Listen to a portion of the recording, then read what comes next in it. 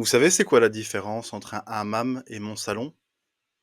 Aucune différence, aucune différence. Mais quelle soirée hier, les amis!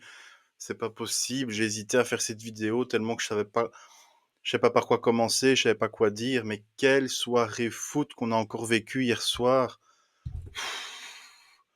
Moi qui suis supporter du Real Madrid, les amis, j'étais partagé entre la honte de voir mon équipe comme ça jouer tout le match. On avait l'impression de voir une équipe de quatrième division et en même temps tellement fier et super content de voir la délivrance à la fin de ces tirs au but.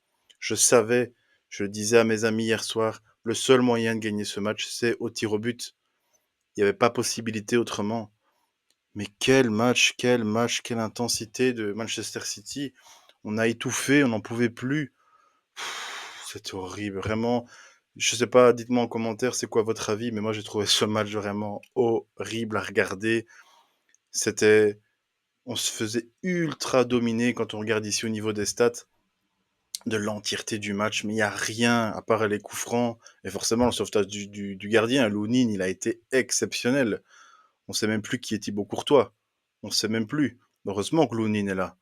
Mais les coups francs, voilà, on a juste gagné les coups francs, mais tout le reste, on s'est fait ultra dominer. Ça a été une catastrophe. C'est vraiment horrible. Horrible, horrible, horrible. Ce qui m'a surtout saoulé, les amis, je sais pas vous, mais moi, hier, contre Carlo Ancelotti, à la 38e minute, Carvajal se prend une carton jaune. Bon, c'est pas de sa faute, c'est comme ça. À la 72e minute, qui rentre? Doku, côté Carvajal. Et là, qu'a fait Ancelotti? Il nous déplace Valverde en arrière droit pour aider Carvajal, parce que Carvajal il a une carte jaune. Et moi j'étais là, mais fais rentrer Vasquez, fais rentrer Militao, fais quelque chose, mais ne laisse pas Dani Carvajal qui est cramé, avec un petit jeune qui vient de rentrer, qui court partout, qui a un coup de rein extraordinaire, alors que Carvajal il est complètement cramé, il a une carte jaune. Fais quelque chose, Carlo. Et il fait rentrer Lucas Can à la 102e minute, Militao 110e minute.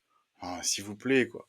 S'il vous plaît, il a de la chance qu'on passe, hein, les amis, parce que je jure que hier, pendant le match, je m'imaginais déjà faire cette vidéo en rage, en colère contre Carlo Ancelotti, qui a pas bougé. Et c'est vraiment dommage, ces entraîneurs, je trouve qu'à partir d'un certain âge, on aurait dit Arsène Wenger. Vous savez, Arsène Wenger, Arsenal, les dernières saisons, il était là dans son manteau, il regardait, et de temps en temps, il bougeait les bras comme ça.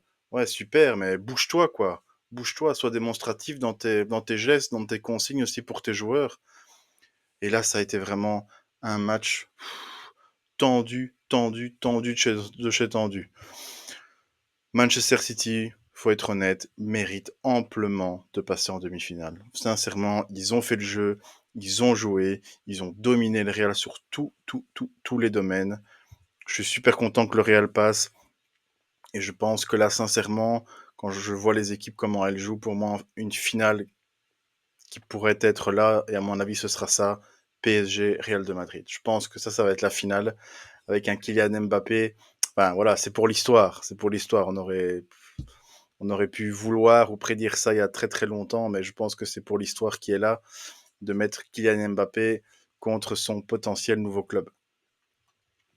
Ici, donc, au niveau des compositions, pour ce match, on voit vraiment Manchester City qui a été très très complet, avec De Bruyne, Rodri, milieu de terrain, Grealish, Foden, Silva qui ont fait le job, Haaland qui a été complètement effacé pendant ce match-là, Guardiola, Akanji, Diaz, Walker, Walker qui a bien géré Vinicius et Rodrigo, et Ederson forcément qui était au but, qui revenait de blessure.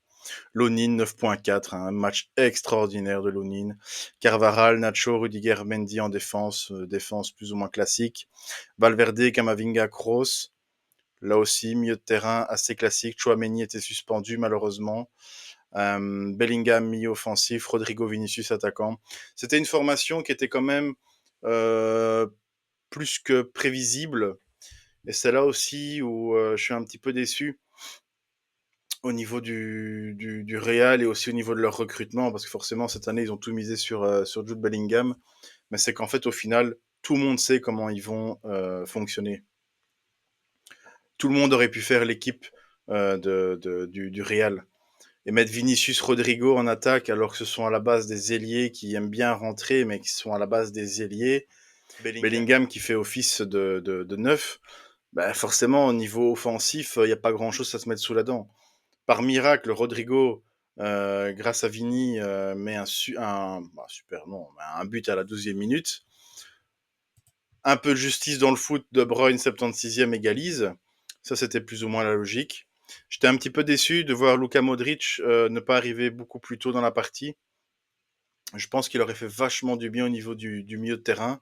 Brahim Diaz qui a fait une super belle entrée, qui à chaque fois qu'il touchait la balle était voilà, dans la vitesse, dans la technique, et donc il arrivait à faire peur. Puis forcément, Lucas Militao. On a eu très chaud les gars, on a eu vraiment eu très chaud encore une fois quand on y voit au niveau des stats. Voilà, City mérite amplement de marquer et peut-être même de remporter ce match. Voilà, c'était, je sais pas quoi vous dire d'autre, c'était un match hyper serré, hyper tendu. City a l'occasion de finir ce match avec un score de 6-1 à la limite. Le Bayern de l'autre côté a gagné 1-0 contre Arsenal. Et c'est là que je dis que pour moi, Madrid ira en finale parce que je trouve que le Bayern est très très limite. À la maison, 1-0 Arsenal. Voilà, c'est un peu dommage pour les Gunners. Même au niveau des stats, le Bayern a quand même vachement dominé au niveau du match. C'est un petit peu dommage, un petit peu dommage.